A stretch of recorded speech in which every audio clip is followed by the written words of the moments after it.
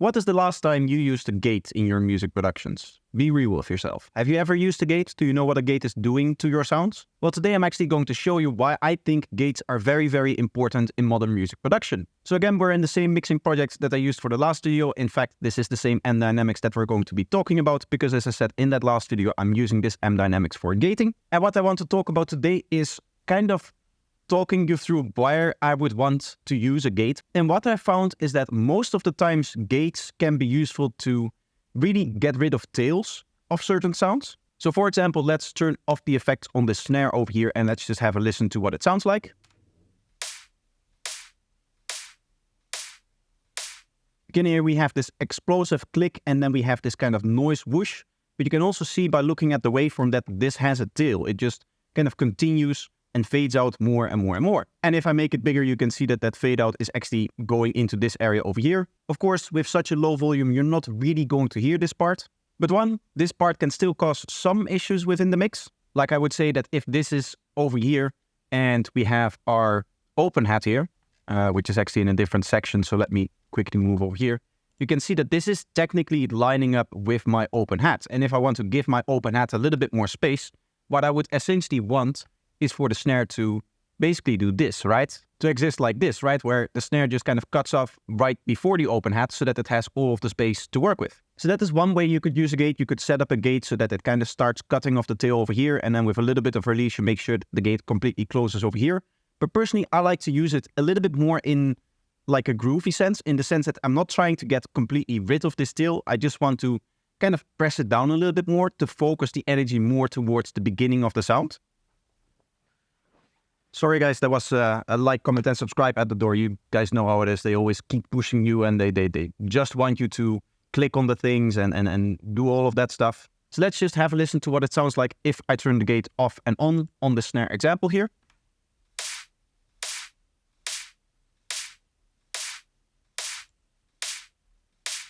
Now there's also a little bit of equalization on there, but you can hear the main effect that the gate itself is actually causing is that we're pulling the focus more towards the start of the sound. Now the fun thing is that with M dynamics, which I talked about in the last video, it is really visual in what it's doing. So right now we can see that even without any sound playing, it is reducing the volume of this channel by 10 dB. And you can of course see that in the graph over here as well. And even if I start playing, it is still what is going to happen. But as soon as a snare plays, that effect is going to stop.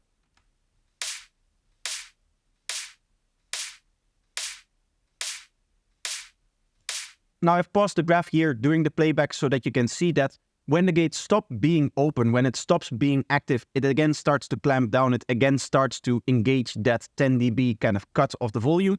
You can see that this tail is still playing here. So it's literally going to clamp down on this tail and make this tail quieter.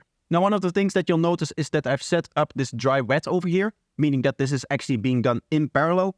If you set the dry wet all the way up to 100, you're going to get a gate that is very, very aggressive because it's going to clamp down on the sound and push it down to minus infinity.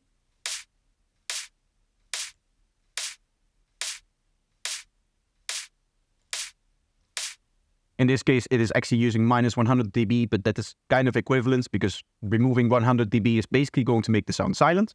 So personally, what I like to do is I like to set up my gates like this. So let's say that it starts off as the default state with nothing enabled. I'm just going to enable the gate and I'm going to immediately set the attack to 0 because I want it to open at the very start of the snare. Let's set the RMS to peak as well so that it reacts immediately.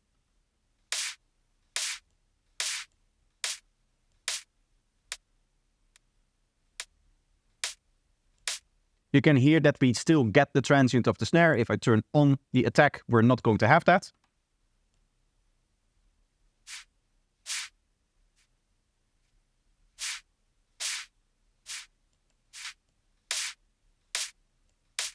And right now what I'm doing is I'm trying to use the threshold to kind of determine how long the tail needs to be. I can actually do that together with the release, of course.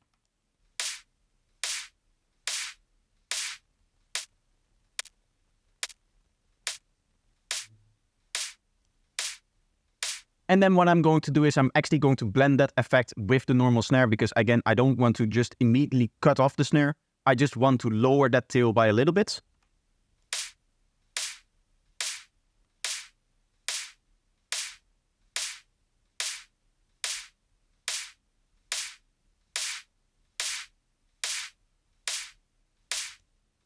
So setting it up roughly where we had it before, giving that nice minus 10 dB of gain reduction, it is going to really remove the tail from the snare here. And that is in this instance going to fit it more into the mix. Now there's many different drums where you would use a technique like this, specifically because drums tend to be shaped kind of like this, where there's the start where it's loudest and then it just kind of fades out over here. And usually what is the case is that there's some kind of tail in here that you don't want to continue into a certain part. So for example, with my open hats, I want the open hat to stop right here. So again, that would mean that we would need to take dynamics here, and then we're going to enable the gate, turn the attack down.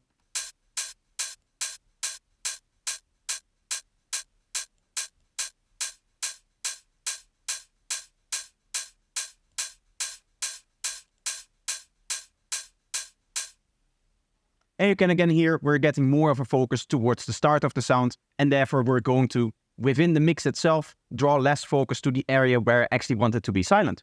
So as you can probably tell, gates are very, very nice for a very specific kind of process, but this is a process that I find myself using quite a lot in order to kind of clean up sounds. It is also a very nice way to kind of duck delay tails and reverb tails and stuff like that on other material. Imagine a vocal that has a reverb that is maybe a little bit too prominent right after the vocal stops playing. You can just use a gate to turn it down by a certain amount by making sure that the gate is set up to be always open on the vocal. And then when the vocal stops playing and it's just the reverb remaining, it is going to go under the threshold of the gate and it's going to close. So that's everything that I want to talk about for today. I hope you enjoyed this video and that you learned something. Let me know if you did by leaving a like and making sure that you subscribed. Another way to support the channel is by checking out some of my products, linked in the description, or supporting me financially by becoming a YouTube member or Patreon member. So thanks if you do that. I hope to see you in the next one. Bye bye.